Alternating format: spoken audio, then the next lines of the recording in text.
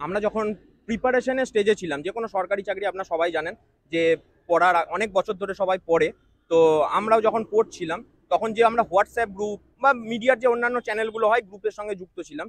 তো ঠিক রেজাল্ট বেরোনোর এক সপ্তাহ আগে বলবো, সেই গ্রুপে হঠাৎ করেও কেউ তারা এক্স্যাক্ট ফিগার দিয়ে দেয় যে কতজন সেখানে, মানে জেনারেলের ধরুন সিটের রেসপেক্টে একটা আনরিজার্ভরাও তো ঢোকে, মানে যারা আনরিজার্ভের সিটে রিজার্ভ ক্যানেল ঢোকে, যারা আনরিজার্ভের নাম্বারটা পাস করে যায়।